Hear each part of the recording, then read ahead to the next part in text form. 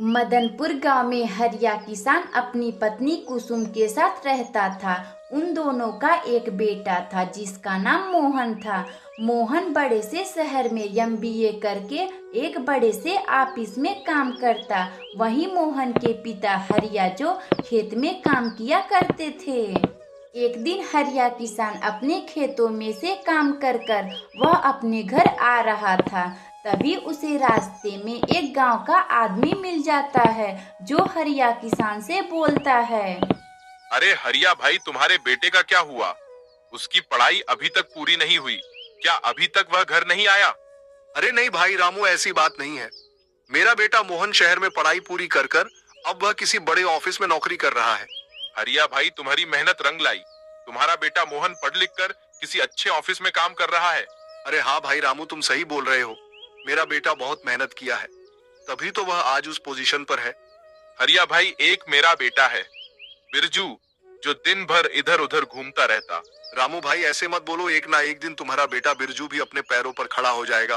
काश ऐसा हो, मेरा भी बेटा तुम्हारे बेटे की तरह कामयाब हो जाए। रामू मेरे भाई, अब मुझे घर जाने की इजाजत दो। मेरी पत्नी मेरी राह देख रही होगी। चलो ठीक है हरिया भाई, तुम जाओ, मुझे भी बहुत काम है। अब मैं चलता हूँ। हरिया किसान फिर कुदार लेकर अपने घर आता है। आते ही उसकी पत्नी कुसुम हरिया से बोलती है, अजी आप आ गए, मैं अभी आपके लिए खाना लगा दे रही हूँ। अरे भाग्यवान, आज मुझे रामू मिला था जो हमारे बेटे की बहुत बड़ाइयां कर रहा था। अजी आप मेरी दिल की बात दूसरों से सुन गए। मेरा बेटा बहुत मेहनत किया है, तब जाके उसका शहर में एक बड़े से ऑफिस में नौकरी लगा है। अरे हाँ भाग्यवान, तुम सही बोल रही हो। हमारा बेटा बहुत होनहार है। भगवान ऐसा बेटा सबको दे। इसी तरह दिन गुजर रहे थे। एक दिन मोहन के ऑफिस में किसी कारण उसकी कंपनी बंद हो जाती है। मोहन फिर अपने घर आने को सोचता है। यह बात किसी तरह उसके पिता को पता चलती है। वह अपने घर आते हैं और अपनी पत्नी कुसुम से बोलते हैं, अरे सुनती हो भाग्यवान, हमारा बेटा अब घर आ रहा है। अजी आप क्या सच बोल रहे हैं? अपना बेटा मोहन घर आ रहा है?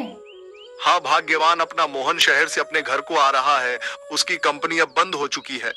अजी अब क्या होगा? अब हम लोगों का घर कैसे चलेगा? आप तो खेती करते हैं, सिर्फ खेतों से घर चलाना बहुत ही मुश्किल होगा जी। अरे भाग्यवान, अपना बेटा अब इधर ही कुछ काम कर कर हम लोगों का ख्याल किया करेगा।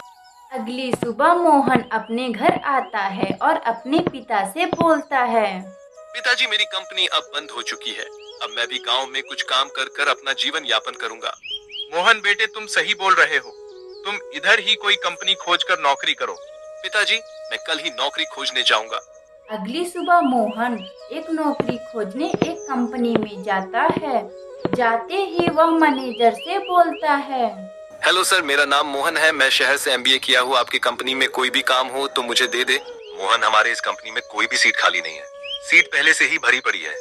मैं तुम्हें काम पर नहीं रख सकता। सर मैं कोई भी काम कर लूंगा, मेरे घर पैसे की बहुत जरूरत है। मोहन मुझे माफ कर दो, मैं दूसरों को निकाल कर तुम्हें काम पर नहीं रख सकता। अब तुम जा सकते हो। मोहन फिर उदास होकर दूसरे कंपनी में जाता है। जाते ही वह मैनेजर से पूछता है नौकरी के बारे में। सर मेरा नाम मोहन है, मुझे काम की बहुत आवश्यकता है। आपकी कंपनी में कोई काम हो तो मुझे दे। मोहन, मेरे कंपनी में कोई भी सीट खाली नहीं है, मैं तुम्हें काम पर नहीं रख सकता। मोहन फिर उदास होकर अपने घर आता है और पूरी बात अपने माता पिता को बताता है। पिताजी मैं आज बहुत सी कंपनियों में नौकरी खोजने गया था, लेकिन मुझे कोई भी नौकरी देने के लिए तैयार नहीं हो रहा है। मोहन बेटे, तुम चिंता मत करो, तुम्हें एक ना एक दिन नौकरी मिल ही जाएंगी। पिताजी अब मैं बाहर घूमने जा रहा हूँ, शाम होते होते मैं घर वापस आ जाऊंगा। ठीक है मोहन, तुम जाओ बाहर घूम कर आओ। मोहन फिर बाहर घूमने चला जाता है। तभी उसे रास्ते में एक पानी पूरी का ठेला दिखता है, जहाँ बहुत सारे लोग पानी पूरी खा रहे थे।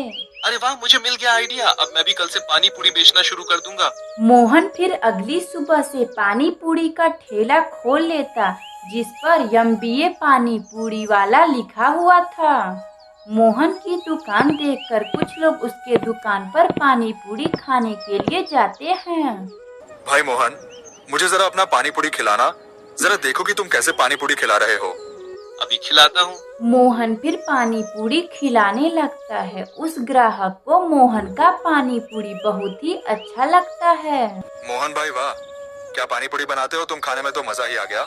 मोहन इसी तरह पानी पूरी बेचता और खुशी खुशी अपने माता पिता के साथ रहता और कुछ ही समय में मोहन एक बहुत बड़ा बंगला भी खरीद लेता। मोहन अपने नए बंगले में अपने माता पिता के साथ खुशी खुशी रहने लगता।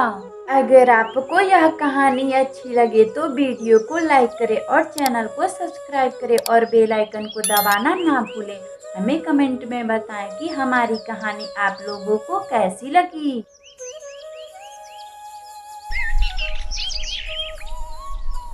रत्नापुर गांव में एक ईमानदार सेठ रहता था जिसका नाम सुखिया था। उसके घर पर एक नौकर काम किया करता था जिसका नाम हरिया था।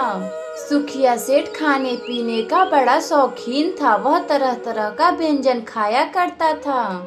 अरे ओ हरिया, चलो आज हम बाहर घूमने चलते हैं। ठीक है मालिक, चलिए हम चलते हैं। सुखिया सेठ अपने नौकर के साथ बाहर घूमने चला जाता है। तभी उन्हें रास्ते में एक गांव का नागरिक मिलता है जो सेठ सुखिया से बोलता है, सेठ जी आज मेरे घर में दावत है।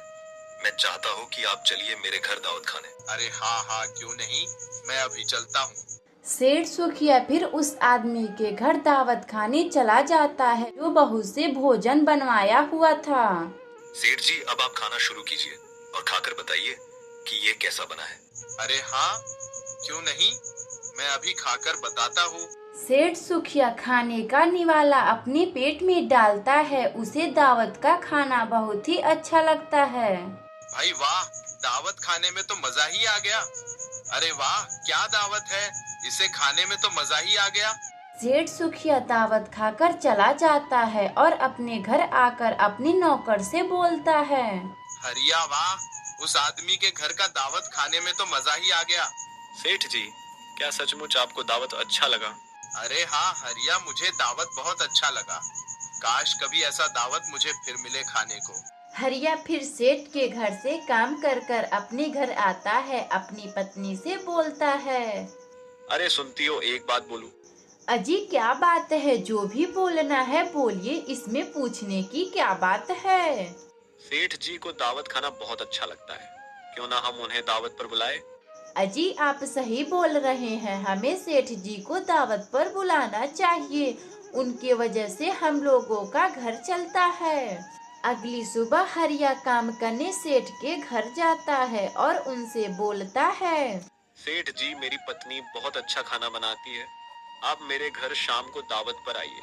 अच्छा ठीक है हरिया, मैं जरूर आऊंगा। शाम होती है। शाम को सेठ सुखिया दावत खाने अपने नौकर के घर जाते हैं। हरिया खाने में बहुत ही अच्छा अच्छा पकवान बनवाया हुआ था। सेठ जी खाना शुरू कीजिए, यह सभी भोजन मेरी पत्नी ने बनाया है। सेठ सुखिया अपने नौकर के घर भोजन करने लगता है। उसे उसकी पत्नी की बनाई हुई भोजन बहुत ही अच्छा लगता है। हरिया क्या स्वादिष्ट भोजन बनाती है तुम्हारी पत्नी, इसे खाने में बहुत अच्छा लगा। अरे इसके सामने तो बड़े बड़े होटल भी फेल है। हरिया की पत्नी, मैं तुमसे एक बात बोलूं? सेठ जी हाँ बोलिए, कैसी बात बोलना चाह रहे हैं आप? हरिया की पत्नी, मैं चाहता हूँ कि तुम मेरे घर खाना बनाओ, जिसकी सुगंध से मैं ज्यादा भोजन कर पाऊंगा। सेठ जी हाँ क्यों नहीं, मैं खाना बनाने के लिए तैयार हूँ। मैं कल से खाना बनाने के लिए आया करूँगी। अगली सुबह से हरिया की पत्नी गौरी सेठ सुखिया के घर खाना बनाने जाया करती है। हरिया की पत्नी रसोई घर में खाना बनाती और सेठ सुखिया उसी रसोई घर में खाया करता। गौरी जो भी खाना बनाती वह उसे अपने घर लेकर आती, जिसे वह दोनों पति पत्नी खाया करते। अरे भाग्यवान सेठ जी को तुम्हारी बनाई हुई भोजन कैसा लगा? अजी मेरा बनाया हुआ भोजन का सुगंध सेठ को बहुत ही अच्छा लगा। वह अंगुलियां ही चाटते रह गए। क्या सचमुच सेठ जी तुम्हारे बनाए हुए भोजन की सुगंध से सेठ जी ने भोजन किया? अजी हाँ सेठ जी, मेरे बनाए हुए भोजन की सुगंध से उन्होंने अपना भोजन किया। इसी तरह दिन गुजर रहे थे। हरिया की पत्नी गौरी प्रतिदिन सुखिया सेठ के घर खाना बनाने जाती और सेठ सुखिया जो गौरी की बनाई हुई भोजन की सुगंध से सेठ सुखिया अपना भोजन किया करता था। एक दिन की बात है, गौरी के मन में लालच आ जाती है। वह अपने पति हरिया से बोलती है, अजी हम लोग सेठ जी को खाने का सुगंध से भोजन करवाते हैं, उन्हें जरूर हमें कुछ भेंट के तौर पर देना चाहिए। भाग्यवान सेठ जी हमें खाने को तो भोजन दिया करते हैं, अब वह क्या दे सकते हैं? अजी आप सेठ जी के घर जाइए और उनसे पैसे मांग कर ले आइए। अरे भाग्यवान कैसे पैसे, मैं तो उनके घर कोई काम भी नहीं करता, केवल उनके साथ इधर उधर घुमा करता। अजी मुझे कुछ नहीं सुनना, आप जाइए और सेठ जी से पैसे मांग कर ले आइए। हरिया फिर सुखिया सेठ के यहाँ पैसे मांगने जाता है। हरिया क्या बात है, तुम जो इतने सुबह सुबह मेरे घर आ गए, बोलो क्या बात है? सेठ जी मेरी पत्नी मुझे बोली है आप जाइए और सेठ जी से भोजन के सुगंध का पैसा मांग कर लाइए। अरे ऐसी बात है, तुम रुको, मैं अभी आता हूँ। सेठ सुखिया इतना बोलकर अपने कमरे में जाता है और सिक्के की रखी धनराशि को खनखनाहट की आवाज में निकालता है। हरिया को सिक्के की खनखनाहट सुनकर वह सोचता है, लगता है सेठ जी ज्यादा सिक्के देंगे, इसीलिए ज्यादा आवाज आ रही है।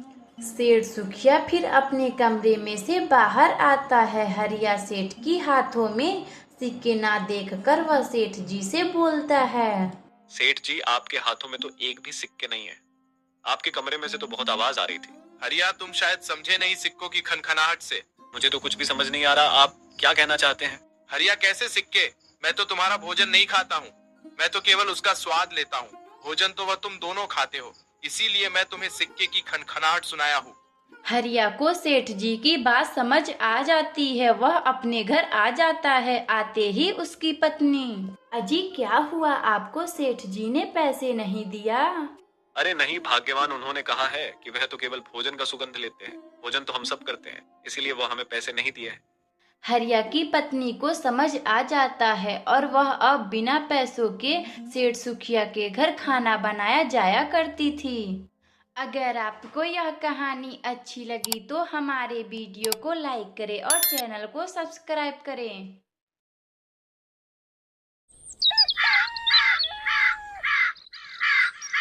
रामपुर गांव में एक पेटू सिंह नाम का एक आदमी रहता था। वह अपनी पत्नी गौरी के साथ रहता था। पेटू सिंह कुछ भी कामकाज नहीं जानता था, वह सिर्फ घर पर बैठकर खाता रहता। उसकी पत्नी जो सारा कामकाज करती, पेटू सिंह को कामकाज से दूर दूर तक कोई नाता नहीं था। अरे सुनती हो, मेरे लिए खाना लाओ, मुझे बहुत जोरों की भूख लगी है। अजी आपको दिन भर बस खाने की ही सूझती है, कोई काम धंधा करने का तो मन नहीं करता, दिन भर बस खाने पीने की ही बातें करते हैं। अरे भाग्यवान, तुम तो जानती ही हो ना, मुझे कोई काम धंधा नहीं आता, मुझे तो बस खाने पीने को ही मन करता है। हाँ हाँ, बस केवल खाओ पियो, काम काज तो करना नहीं है। मैं जा रही हूँ धनीराम सेठ के यहाँ काम करने। पेटू सिंह की पत्नी धनीराम सेठ के यहाँ नौकरानी का काम करने चली जाती है। गौरी को घर से बाहर जाने के बाद कुछ ही समय में पेटू सिंह घूमने के लिए बाहर निकलता है। तभी उसे रास्ते में हरिया नाम का एक आदमी दिखता है जो उसका पड़ोसी था। हरिया, मुझे भी अपने साथ ले चलो। तुम कहाँ जाओगे? तुम तो कोई काम धाम नहीं जानते। हरिया, मेरी पत्नी मुझसे बोलती है कि तुम कोई काम धाम नहीं करते, बस केवल खाते रहते हो। चलो ठीक है, तुम इतना बोल रहे हो तो मैं तुम्हें काम पर ले चलता हूँ, मगर वह तुम काम नहीं कर पाओगे। हरिया, तुम चिंता मत करो, मैं कोई भी काम कर लूँगा। हरिया फिर पेटू सिंह को लेकर अपने दोस्त के पास जाता है जो घर घर जाकर चोरियां किया करता था। सरदार, यह मेरा दोस्त है, इसे भी वही काम करना है जो हम लोग करते हैं। हरिया, यह काम इतना आसान नहीं है, इस आदमी की बस की बात नहीं है। सरदार, आप बिल्कुल चिंता मत करें, मैं चोरी कर लूँगा। घर पर इस तरह ताना सुनने से तो अच्छा है कि चोरी ही कर लूँ। चलो ठीक है, अगर तुम चोरी करना ही चाहते हो तो हम लोगों की समूह में शामिल हो जाओ। सरदार चोरी का पूरा विचार हरिया और पेटू सिंह को बताता है और उन लोगों से बोलता है, सुनो तुम दोनों, आज रात हम बगल के गांव में चोरी करने चलेंगे, तुम लोग ठिकाने पर आ जाना। इतना बोलकर चोरों का सरदार वहाँ से चला जाता है। पेटू सिंह फिर शाम तक अपने घर आता है। उसकी पत्नी पहले से घर पर आ चुकी थी। अजी कहाँ गए थे आप जो इतनी शाम को आ रहे हो? अजी क्या आपको कोई काम मिला? अरे हाँ भाग्यवान, मुझे काम मिल गया है। मैं शाम होते ही अपने काम पर चला जाऊंगा। अजी ऐसा कौन काम है जो आप शाम को जाएंगे? अरे भाग्यवान, तुम उसकी चिंता काहे को कर रही हो? बहुत से काम जो रात में भी किया जाता है। अजी कुछ भी हो, आपको काम मिल गया, बस इतनी ही बहुत है। रात होती है। पेटू सिंह अपनी पत्नी के सो जाने के बाद वह चोरी करने निकल जाता है। वह सबसे पहले हरिया के पास जाता है और उसे साथ लेकर सरदार के बताए हुए ठिकाने पर जाता है, जहां सरदार इनका पहले से ही राह देख रहा था। तुम दोनों जाओ, घर में जो सबसे कीमती चीज है उसे लेकर मेरे पास आओ। हरिया और पेटू सिंह फिर चोरी करने घर के अंदर जाते हैं और सबसे पहले कीमती चीज चुरा कर लाते हैं और सरदार उन्हें चोरी करने के लिए कुछ पैसा देता है। ये लो, तुम दोनों आज की अपनी कमाई कल फिर से हमें चोरी करने चलना है। पेटू सिंह पैसे को लेकर अपने घर आता है और फिर अपनी पत्नी को देता है। अरे भाग्यवान, यह लो पैसे जिसे मैं कमा कर लाया हूँ। तुम कहती थी कि मैं कोई काम नहीं करता, अब मैं हर रोज काम पर जाया करूँगा। अजी आप इतने पैसे कहाँ से लाए हो? अरे भाग्यवान, तुम उसकी चिंता मत करो। पेटू सिंह अपनी पत्नी को अपने बारे में कुछ नहीं बताता। जब भी उसकी पत्नी पूछती तो वह कोई ना कोई बहाना बनाकर टाल देता था। अरे भाग्यवान, मैं आज फिर काम पर जा रहा हूँ। तुम अपना ख्याल रखना, मैं काम कर कर सुबह होते ही घर आ जाऊंगा। अजी ठीक है, आप जाइए और सुबह होते ही चले आइएगा। इधर पेटू सिंह चोरी करने निकल जाता है, उधर गौरी को अपने पति पर शक होने लगता है। यह हर रोज कहाँ जाते हैं, मुझे भी नहीं बताते हैं, मैं आज इनका पता लगाऊंगी। गौरी भी पेटू सिंह का पीछा करने लगती है। वह देखती है कि उसका पति चोरी करने जा रहा है। आ गए तुम दोनों, चलो अब हम चोरी करने भीष्मा के घर चलते हैं। पेटू सिंह अन्य साथियों के साथ जाता है और चोरी करने भीष्मा के घर में चला जाता है। पेटू सिंह चोरी करने घर के अंदर जाता है। यह सब होता हुआ उसकी पत्नी देख रही थी। अच्छा, यह इतने सारे पैसे चोरी कर कर लाते हैं, आने दो, आज इनकी अच्छे से खबर लूंगी। इतना बोलकर उसकी पत्नी चली जाती है। वह घर पर अपने पति का इंतजार कर रही थी। पेटू सिंह चोरी कर कर अपने घर आता है और उसकी पत्नी उससे बोलती है, अजी आप कहाँ गए थे? मैंने आज आपको देख लिया, आप चोरी करने गए थे। अरे भाग्यवान, तुम्हें कैसे पता चला कि मैं चोरी करने जाता हूँ? अजी मैं आपके पीछे पीछे आज गई थी, मैंने देखा कि आप चोरी करने भीष्मा के घर में गए थे। अजी आप चोरियां मत कीजिए, हम लोग इतने में ही खुश हैं। मैं आपको अब कभी भी भला बुरा नहीं कहूँगी। अरे भाग्यवान, ठीक है, तुम इतना ही बोल रही हो तो मैं अब नहीं जाऊंगा चोरी करने। उस दिन से पेटू सिंह चोरी करने नहीं जाता है। दोनों पति पत्नी इसी तरह खुशी खुशी रहने लगते हैं।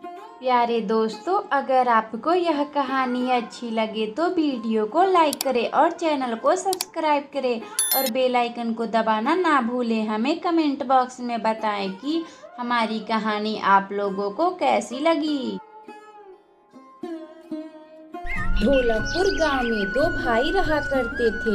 उन दोनों भाइयों के पास कोई काम नहीं था। वह सुबह उठ जाते थे और सुबह से शाम तक इधर उधर घूमा करते थे। एक दिन दोनों भाइयों को एक तरकीब सूझती है। भाई मोहन, तुम ठीक कर रहे हो, हम सुबह से शाम तक घूमते रहते हैं, क्यों ना हम लोग कोई ढंग का काम कर लें। भाई सोहन, बात तो तुम्हारी बिल्कुल सही है, मगर हमें इस गांव में कौन काम देगा? काफी रात हो चुकी थी, दोनों भाई सो जाते हैं। अगली सुबह उठकर दोनों भाई काम की तलाश में निकल जाते हैं। उन दोनों भाइयों में से बड़ा भाई मोहन जो सबसे पहले सेठ से काम मांगने जाता है। अरे सेठ जी, मेरा नाम मोहन है, मैं बगल के गांव में रहता हूँ, मुझे काम की बहुत जरूरत है।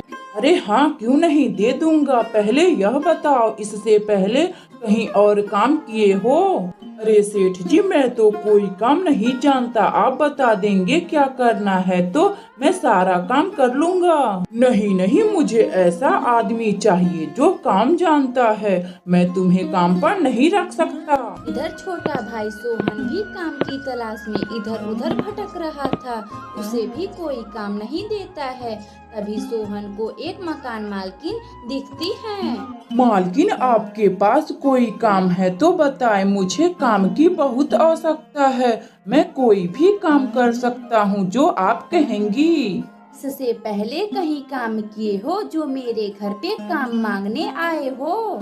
नहीं मालकिन, मैं इससे पहले कहीं और काम नहीं किया हूँ, जो आप कहेंगी वह काम मैं कर दूंगा। देखो भाई सोहन, तुम तो कोई काम काज नहीं जानते, मैं तुम्हें काम पर नहीं रख सकती। दोनों भाई काम की तलाश में बहुत से घरों में जाते हैं, लेकिन दोनों भाइयों को कोई काम पर नहीं रखता है। दोनों भाई शाम को जब अपने घर आते हैं तो वह एक दूसरे से पूछते हैं, भैया मोहन, आपको कोई काम मिला क्या? अरे नहीं सोहन, मैं काम की तलाश में बहुत से घरों में गया था, मगर कोई भी मुझे काम नहीं दिया है। सोहन, क्या तुम्हें कोई काम मिला? भैया मोहन, मैं बहुत से मालकिनों के घर गया था, मगर कोई भी मुझे काम नहीं दिया। सब बोल रहे हैं तुम्हें काम का कोई तजुर्बा नहीं है, मैं तुम्हें काम नहीं दे सकती। रात होती है। अगली सुबह दोनों भाई काम की तलाश में निकल जाते हैं। तभी उन्हें रास्ते में एक ठेले पर पानी पूरी बेचता हुआ एक आदमी दिखाई देता है।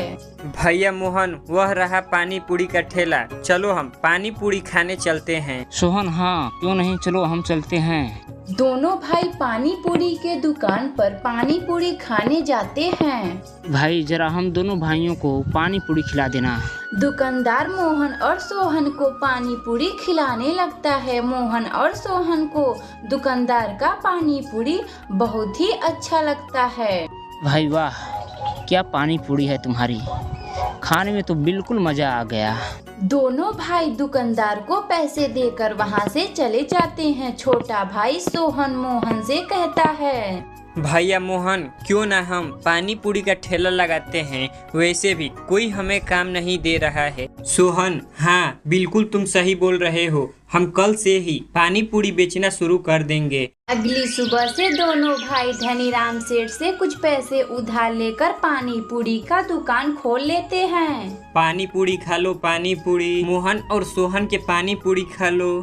मोहन और सोहन दोनों भाई पानी पूरी बहुत ही स्वादिष्ट बनाते थे, मगर कोई भी दोनों भाइयों के दुकान पर पानी पूरी खाने के लिए नहीं आता है। भैया मोहन, हम लोगों के दुकान पर तो कोई भी पानी पूरी खाने के लिए नहीं आ रहा है। अगर हम लोगों के दुकान पर कोई भी पानी पूरी खाने के लिए नहीं आएगा तो हम लोग धनीराम सेठ का पैसा कैसे लौटाएंगे? सोहन मेरे भाई, तुम बिल्कुल चिंता मत करो, हमारे दुकान पर एक न एक दिन लोग जरूर आएंगे। ऐसे ही समय गुजर रहा था। एक दिन मोहन और सोहन के दुकान पर एक बूढ़ा व्यक्ति आता है। बेटा मोहन और सोहन, मुझे भी जरा पानी पूरी खिला दो, मुझे बहुत जोरों की भूख लगी है, मेरे पास तुम्हें देने के लिए एक भी पैसे नहीं है। अरे दादाजी, आप बिल्कुल चिंता ना करें, हम आपसे पैसे नहीं लेंगे। आपको जितना पानी पूरी खाना हो आप खाइए, आप पैसे मत दीजिए। छोटा भाई सोहन गरीब बूढ़े आदमी को पानी पूरी खिलाता है। पानी पूरी खाने के बाद वह बूढ़ा आदमी उन दोनों भाइयों से बोलता है, अरे वाह, क्या पानी पूरी है, खाने में तो मजा ही आ गया। तुम दोनों भाइयों का यह पानी पूरी का ठेला ऐसे ही चलता रहेगा। मोहन और सोहन के दुकान पे बूढ़ा लाचार आदमी पानी पूरी खाकर चला जाता है। उसे पानी पूरी बहुत ही अच्छा लगता है वह इसका चर्चा पूरे गांव में करता है, जिससे मोहन और सोहन के दुकान पर बहुत भीड़ लगती है। भैया वह दादाजी के वजह से हम दोनों भाइयों का पानी पूरी का ठेला चल पड़ा। धन्यवाद उस बूढ़े आदमी का। सोहन, बात तो तुम बिल्कुल सही कह रहे हो। उस दादाजी के वजह से हम लोगों के ठेले पर भीड़ जुटना चालू हो गया। उस दिन से दोनों भाई इसी तरह पानी पूरी बेचकर खुशी खुशी रहने लगते हैं। अगर आपको यह कहानी अच्छी लगे तो वीडियो को लाइक करें और चैनल को सब्सक्राइब करें और बेल आइकन को दबाना ना भूलें। हमें कमेंट बॉक्स में बताएं कि हमारी कहानी आप लोगों को कैसी लगी। सुरेश अपने माता पिता के साथ रहा करता था। सुरेश के पिता का नाम सुखिया था और माता का नाम गौरी था। सुरेश के पिता जो एक किसान थे, वह खेती बाड़ी का काम भी किया करते थे। सुरेश जो दिन भर अपने दोस्तों के साथ इधर उधर घूमा करता था। सुरेश, चलो हम बाहर घूमने चलते हैं। बहुत दिन हो गया पहाड़ों वाले जंगल की ओर नहीं गए। मोहन, मेरे प्रिय मित्र, क्यों नहीं, चलो हम चलते हैं। तुम यही रुको, मैं अभी पिताजी से पूछ कर आता हूँ। सुरेश फिर अपने पिता के पास आता है और उनसे बोलता है, पिताजी, वह मेरा मित्र है ना मोहन। मैं उसके साथ पहाड़ों वाली जंगल घूमने जा रहा हूँ। मैं जल्द ही घर चला आऊंगा। अरे कहीं नहीं जाना है, मैं तुम्हें पहाड़ों वाले जंगल जाने की अनुमति नहीं दे सकता। पिताजी, क्यों नहीं, मैं कुछ ही समय में तो फिर वापस चला आऊंगा। नहीं सुरेश, मैंने बोला ना कि तुम कहीं नहीं जाओगे। जाकर कह दो अपने मित्र मोहन से पहाड़ों वाले जंगल नहीं जाना है। सुरेश फिर अपने घर से बाहर आता है और अपने पिता की कही गई बातों को अपने मित्र से कहता है। मोहन, मेरे पिताजी मुझे पहाड़ों वाले जंगल जाने की अनुमति नहीं दे रहे हैं। लगता है हम पहाड़ों वाले जंगल नहीं जा पाएंगे। कोई बात नहीं, हम कल चलेंगे। तुम अपने पिता से मत पूछना, हम चोरी से चलेंगे। शाम होते होते हम फिर अपने घरों को वापस लौट आएंगे। सुरेश का मित्र मोहन फिर अपने घर को लौट जाता है। अगली सुबह मोहन अपने दोस्त सुरेश के पास जाता है, जो उसका लंबे समय से इंतजार कर रहा था। सुरेश, मैं अपने पिताजी को अपने बारे में बिना बताए आया हूँ। मोहन, मैं भी अपने पिताजी से कुछ भी नहीं बताया हूँ।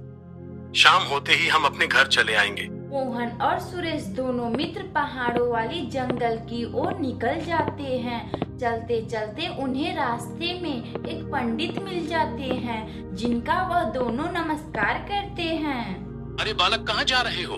पंडित जी, हम थोड़ी दूर जा रहे हैं, फिर वापस आ जाएंगे। मेरी बात ध्यान से सुनो, थोड़ी दूर ही जाना, पहाड़ों वाले जंगल की ओर मत चले जाना। ठीक है पंडित जी, हम थोड़ा ही दूर जाएंगे। सुरेश और मोहन पंडित जी से झूठ बोल देते हैं। वह दोनों मित्र आगे बढ़ जाते हैं। आगे जाते जाते उन्हें और एक आदमी मिलता है, जो उन दोनों से बोलता है, सुरेश और मोहन, तुम दोनों कहाँ जा रहे हो? काका जी, हम दोनों मित्र थोड़ी दूर जा रहे हैं। ठीक है, थोड़े ही दूर जाना, मगर पहाड़ों वाले जंगल की ओर मत चले जाना। दोनों मित्र आगे बढ़ते हैं और आपस में चर्चा करते हैं, आखिर क्या है इन पहाड़ों वाले जंगल में। मोहन, मेरे मित्र, आखिर क्या है पहाड़ों वाले जंगल में जो लोग हमें मना कर रहे हैं? सुरेश, तुम लोगों की बातों में मत ध्यान दो, उनका तो काम है कहना। चलो हम आगे चलते हैं, बस कुछ ही दूर बचा है पहाड़ों वाला जंगल। चलते चलते वह दोनों मित्र पहाड़ों वाले जंगल में पहुंच जाते हैं, जहां पर एक बहुत बड़ा गुफा का द्वार था, जिसमें एक डरावनी वाली आवाज आ रही थी। मोहन, इसमें क्या हो सकता है? मुझे तो बहुत डर लग रहा है। सुरेश, तुम डरो मत, मैं हूं ना, तुम्हें कुछ नहीं होगा।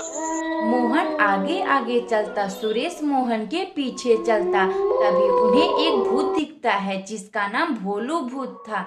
वह दोनों भूत को देखकर डर जाते हैं। अरे मोहन, मुझे तो बहुत डर लग रहा है। डरो मत, मैं कुछ नहीं करूँगा। तुम दोनों मेरा एक काम करो, तभी मैं तुम्हें यहाँ से जाने दूंगा। भोलू भूत जी, कैसी बात? आप क्या कहना चाहते हैं?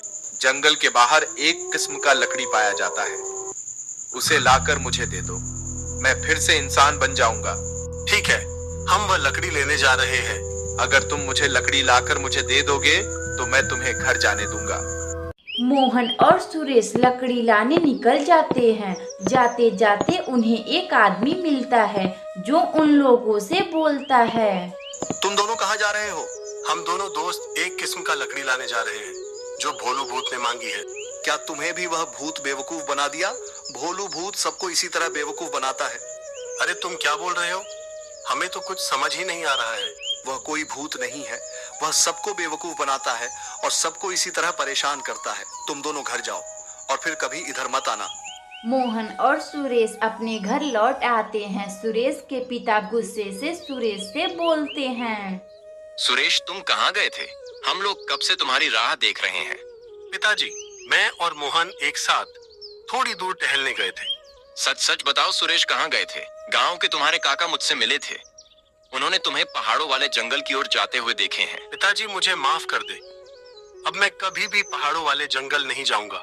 सुरेश फिर अपने पिता को पूरी बात बताता है और वह अपने पिता से गलती की माफी मांग लेता है। सुरेश के पिता उसे माफ कर देते हैं और वह छोटा सा परिवार इसी तरह खुशी खुशी रहने लगता है। अगर आपको यह कहानी अच्छी लगे तो वीडियो को लाइक करें और चैनल को सब्सक्राइब करें और बेल आइकन को दबाना ना भूलें। हमें कमेंट बॉक्स में बताएं कि हमारी कहानी आप लोग